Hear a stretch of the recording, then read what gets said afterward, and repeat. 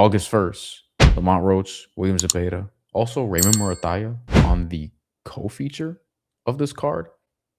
We have some things in the lightweight division, at least. I want to revisit Lamont Roach's 2025 as we look ahead to his fight with William Zepeda. Lamont Roach really could have been in Fighter of the Year conversations, in Boxer of the Year territory, if he gets the rightful wins he deserved over Gervonta Davis and Isaac Cruz.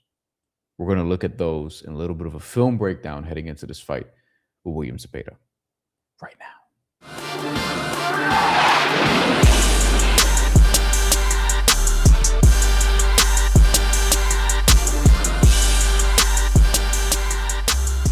Okay, Lamont Roach, Gervonta Tank Davis. If you follow this channel, and if you have followed this channel for a while, you remember I was at this fight. Was at the media workouts, was at the fight itself, was at the press conference. This fight took place March 1st of 2025. Gervonta Davis, unsurprisingly, a big favorite heading into this fight. Things that I were impressed by, and we'll see here, is that he stood in the pocket like few have before and boxed with Gervonta Davis and did it with success as well. You see Gervonta Davis hitting him with some shots here, that one getting blocked. Lamont Roach was also very responsible defensively in the pocket against Gervonta Davis here. Another block shot there with the uppercut, straight right hand, and just doing a good job, just being comfortable and making Tank uncomfortable. Whether he just was off or whether Lamont Roach had him rattled or a combination of the two, and I'm crediting Lamont Roach here because Tank, even before the controversy we'll get to, went at the referee. So look, Lamont Roach here, straight right hand as Gervonta Davis just has his head down. Tank is going to protest and say that he gets hit in the back of the head here. You're putting yourself in that position. You're like, the ref's hands are tied. What do you want him to do here? So Lamont Roach, he lands a right hand, which debatable if this was even the back of the head, but whatever. The Tank fanboys will say that it was. Tank haters will say that it wasn't. Whatever. So he complains, and then Lamont Roach, bang, as Gervonta Davis has his eye off the ball for a sec. Lamont Roach is here to remind him, yo, we're still in a fight here. Look at this, right through the guard, boom, straight right hand. He was landing way more of those than a lot of people thought he was going to.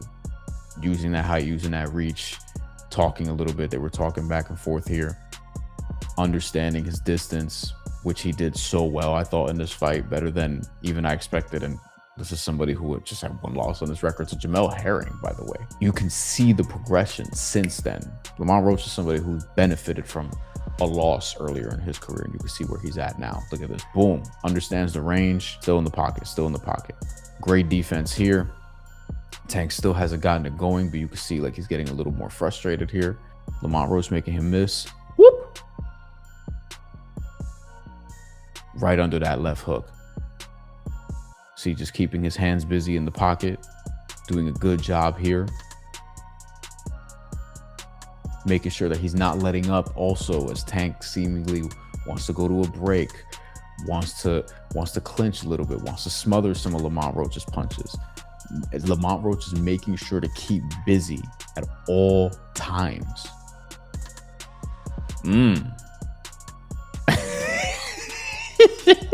Forgot about this. These two are in a clinch. Tank is getting annoyed. Slow motion.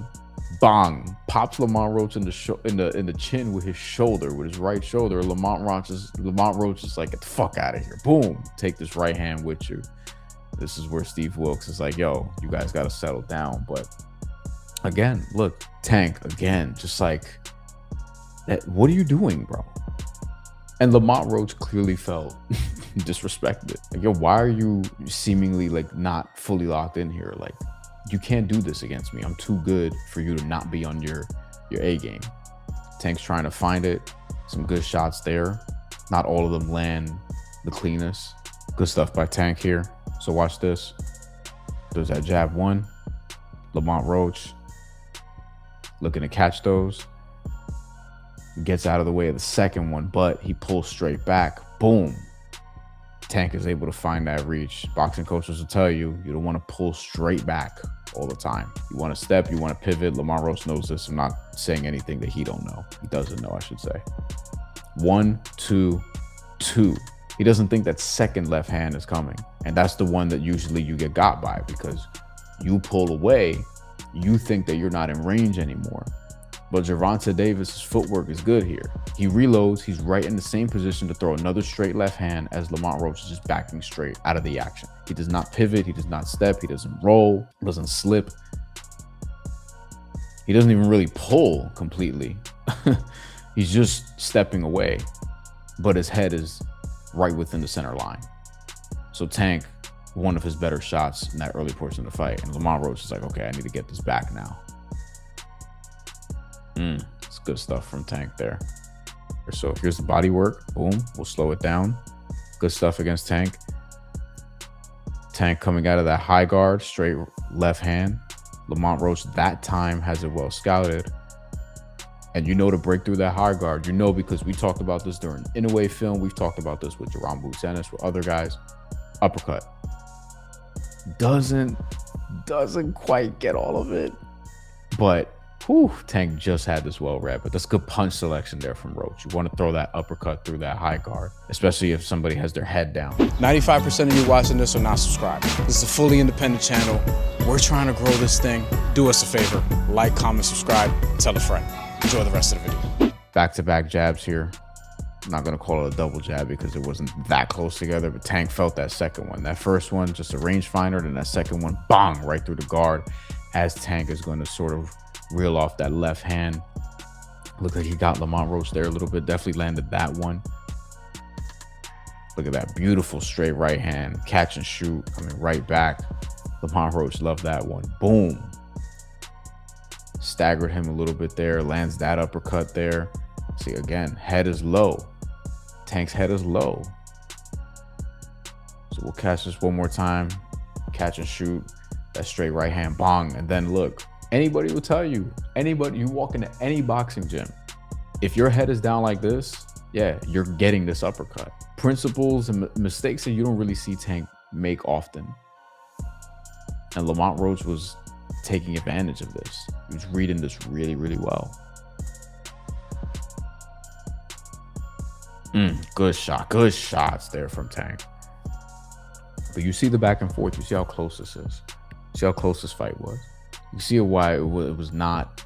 There were a bunch of swing rounds here, I thought. It were not easy rounds to score at all as it was all going on. Tank, again, drops his head with the guard up so he can't see. Boom. Slips that left uppercut right in there, Lamont Roach does. And then here, oh,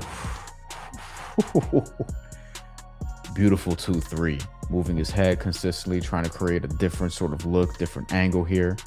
Bang. As soon as Tank opens up for that left uppercut, he gets that. He can't get all of it because he eats that left hook. Right glove is up, but not up in time. That's a great read from Lamont Roach. This man watched film for sure. And look at that, catches that left hand right after that exchange. Again, with the similar combination where he ends up with that left hook going up through the guard. Boom. Beautiful left hook. One more time for that. Trying to catch and shoot again. You see Terrence Crawford do that a lot. The double straight left hand from Tank, trying to do that again. Look, and then Lamont Roach pulls straight back, and Tank makes him pay with the left hand there. This is like really good back and forth fight. When you're watching it live too, it was just like, whoa, this is like a lot more competitive than some people thought. Tank eats another shot there. We're gonna let it run. But this is good, just great stuff.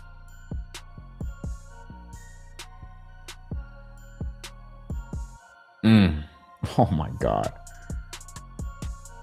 I love Lamont Roach's punch selection. Landing a left hook against a southpaw is not something everyone is skillful enough to do. It didn't look great there, but it didn't look the cleanest, but he did land. Watch this. Boom, boom. Multiple body shots, and then uses that left hand to just frame, keep that distance, keep that range, make sure he's right where he needs to be to get off another left hook here in the pocket. Rolls a little bit, boom, catches him right over the top. Boom. Look at that. Beautiful. Against the high guard, you want to get to that straight right hand. The high guard against the southpaw, to be clear. 2-3-2. Nice. The basics. After framing, after measuring, Tank just has this high guard up. 2-3-2. Bang. 2-3-2 gets there. Throws another left hook after that right hand. He loves that right hand left hook combination in this fight. Against the southpaw, that makes sense.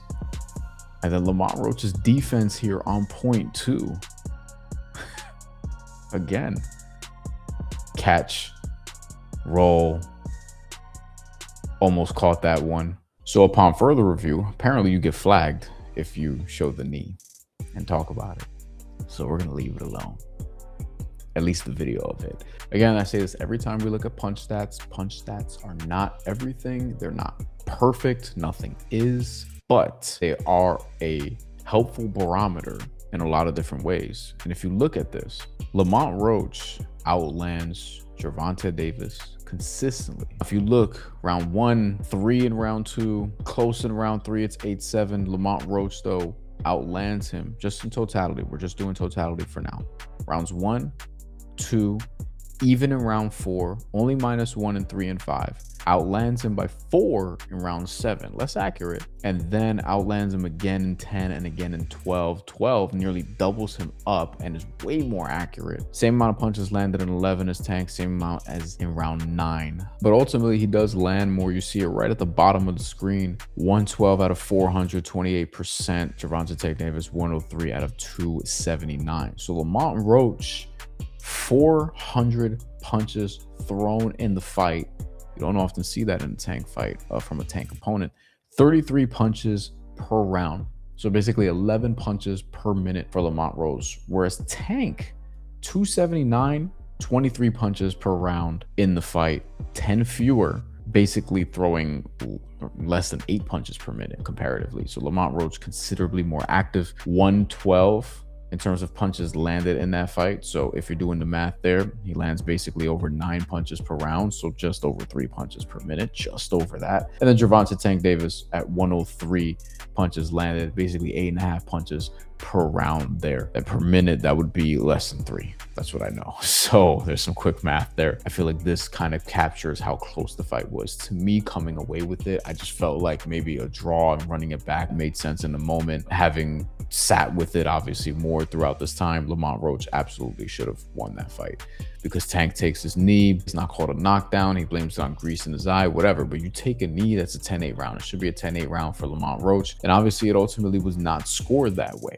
So the fans scored this 117-112 on BoxRec for Lamont Roach. But if you look at the judges, you have 2 judges at 114-114, and then the third judge that has 115-113 for Tank. But round 9, where he takes the knee, Tank is winning on 2 of the judges' scorecards. Lamont Roach gets it otherwise here. This 114-114 card, if this is a 10-8 round, becomes 114-113 for Lamont Roach. And then if you look at Tank winning these rounds, this is a more dramatic swing, because if Lamont Roach gets the knockdown, this is a 10-9 round for Tank now, but it becomes a 10-8 round for Roach. So basically you're knocking off a point, 2 points for Gervonta Davis, and you're adding 1 to Lamont Roach. So this 114-114 then becomes 115-112 for Lamont Roach. Then over here, as mentioned, Lamont Roach would be winning on this card too. And then the 115-113 for Tank, if this is a 10-8 round, this then becomes a 114-113 Lamont Roach victory.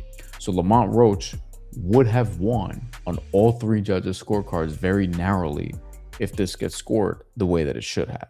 All right, Lamont Roach, Cruz. This was December 2025. Unfortunately, we haven't seen Lamont Roach since. This was about 9 months after his fight with Gervonta Davis, and he's about to return after 8 months away. So a little bit of inactivity there. We have not seen Lamont Roach in a while. He took a shot there. Cruz, obviously, all he throws are bombs. You don't get a ton of jabs. You get a lot of hooks in places where you don't want to be hooked, like right there. Good shot by Lamont Roach. Cruz opens up, goes for that left to the body. That left hook from Lamont Roach, understanding range, boom, clean, gets out of the way of that overhand right. Here we go again, slow motion. Boom. Has that elbow in. Blocks a shot, clean left hook. knocks Isak Cruz off balance, doesn't get that right hand either. That is drilled over and over and over again. Watch this. Boom. Goes for that left hook again. Blocks that. Left hook over the top. Doing a good job here defensively. Gets out of the way of this left hook. Again, with that jab. Finding the range for that right hand. Whoop! Doesn't really get all of it. Grazes the top of Isak Cruz's head, which could be dangerous in boxing still, but it wasn't in this instance. Just gets his hand up there, the right arm up to smother that left hook. Ties up on the inside as Isak Cruz is trying to go to work in the body. He smothers those punches. And here's a knockdown look. Boom. Glove touched. Isak Cruz just boom. Beautiful timing. This is just one of these where it just gets through. It's too hard of a punch. Knocks Lamont Roach completely off balance. This is the type of power that Isak Cruz has shown he could have. Bang. Glove touch. Lamont Roach looks fine. It's more of a flash than anything else, but the glove did touch. It is a knockdown. It is a legal knockdown. And then here's where it's like, okay, how is this going to turn? And Isak Cruz is not somebody who's going to take his foot off the gas. You're going to get a lot of hooks. Another look at the left hook. There's that right from Lamont Roach. Taps him on the top of the head. Lands a left two. Bang. Too good of a shot. Look at how he's defending. He knew he had to work for this. That head-body combination by Isak Cruz. The head didn't land, but the body did. Lamont Roach in the pocket. I felt like he was in the pocket a little bit too much at times. Isak Cruz is not the dude where you want to give. You don't want to be inside against a dude like Isak Cruz. You do not. Great uppercut there. But if you are going to be in the pocket, good 1-2 there. Classic combination. Rolls that right. Bang. Take that uppercut with you. Rolls underneath that left. Boom. Right hand. Isak Cruz gets one. That left hand is smothered because Lamont Roach is on the inside. Ref doesn't break. There's no tie up there. He has enough space here. Boom. Side of the head. Right hand. Isak Cruz fires back right to the body. Doesn't look like that one landed totally. And then Lamont Roach creates that separation. Creates that space once again. Come on, bro. Let's back up a little bit. We saw some good things here. So Isak Cruz is pressuring. He's getting frustrated. I remember at some points of the fight. That uppercut looks like it gets through though. Boom. This is what Lamont Roach was doing to Tank. That head would drop a little bit. Tank was dropping it more. And then ends the combination with a jab, which I love. Terrence Crawford does this a lot. Andre Ward used to do this a lot too. Just ending combination with the jab just to create that distance. Isak Cruz is not somebody I would throw in that class where he does that a ton, obviously. But that was a great move to do that. There, resets. Another uppercut. That one doesn't get through.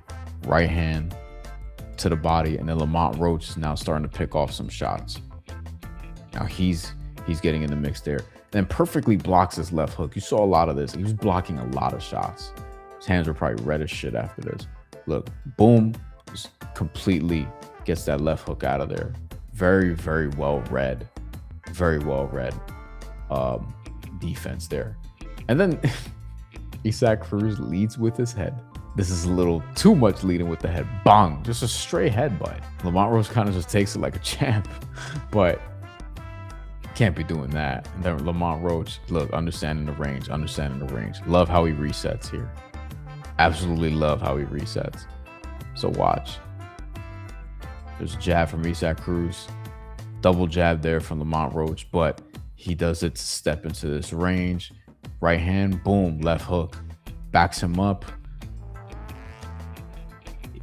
Isak Cruz jumps back into the action. We're going to exchange now. Nope. Lamont Roach is like, I'm dictating the terms, using this jab to find my range now that you're jumping back in and I'm pulling out, taking a step back. Jab right there just to keep that separation. Defense was on point. Lamont Roach was letting everybody know this combination from Isak Cruz doesn't get through. Lamont Roach gets that out of there. Middle of talking. catches another left hand. Jab was not working there. Smothers him, holds. It's good stuff right there from Lamont Roach. Ooh. Oh, look at the timing here. Beat him to the punch. That's all that is. My left hook is better than your left hook. Say that about Isaac Cruz a lot. And then, the best part is not even just catching him with the left hook. That's going to stand out, obviously. But to do that, to be defensively responsible to evade his left hook because you're creating that space just enough, and then to ensure, boom, double jab, we're still fighting my fight. I'm inside, but we're fighting my fight. We're doing this my way on my terms. Boom. Close enough to smother that left hook. Throws a right to the body. Gets inside, ties up again. It's a lot of those left hooks, those counter left hooks, those check left hooks. Another one there, another good left hook there. Right uppercuts on the inside. Jabbing, double jabbing. 1 point deducted for Isaac Cruz there. Point deduction was here in round 7 because of a kidney punch. Was what the official label was. Some slow motion here. Isaac. He's a character when he wants to be. Here we go. Boom. Times him again with that left hook. It just gets out of the way. Like he understands range, man, so well. He's won 6 straight fights before those 2 draws. And as you can see here, deserving of the last fight. Deserving a win in the last fight. And then look, gets tagged there. Isaac Cruz coming alive a little bit. It's the final round. If you're a puncher and you might be down, this is your chance. Lamont Roach still sticking to those defensive principles. This was a solid round of boxing. Another good left hook there that he lands. Creates that separation again. Isaac Cruz throwing those hooks. And there you go. There you go.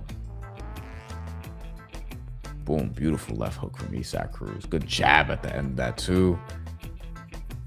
Again with that left hook earlier from Lamont Roach. Another one there. He felt that one. Good left gets through from Isaac Cruz. Whatever that was. Freaky ass shit. Isaac Cruz gets tagged there, but lands a straight right.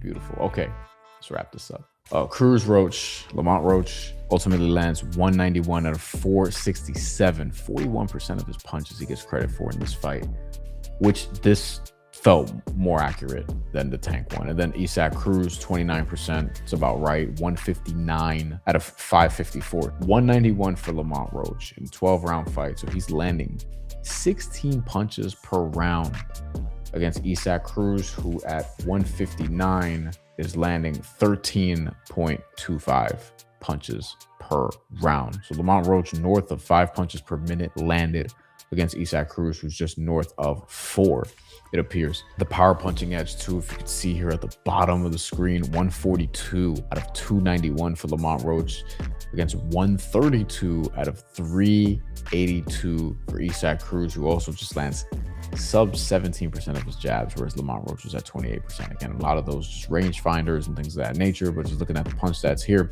this accurately to me really reflected. And again, punch stats are not perfect. I say that at the top of every time we do punch stats. They're not perfect. They're not everything. But in terms of measuring a fight, which is very difficult to do, they're numbers, and you need numbers.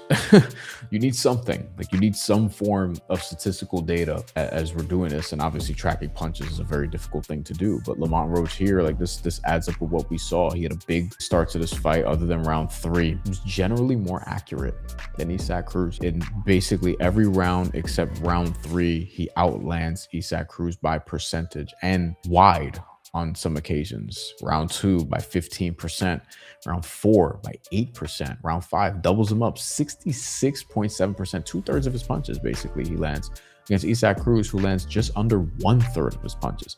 52% to 27% in round 6. These are dramatic, like big deficits. Round 7, 40 to less than 29%. 34 to 17 doubles him up in round 8.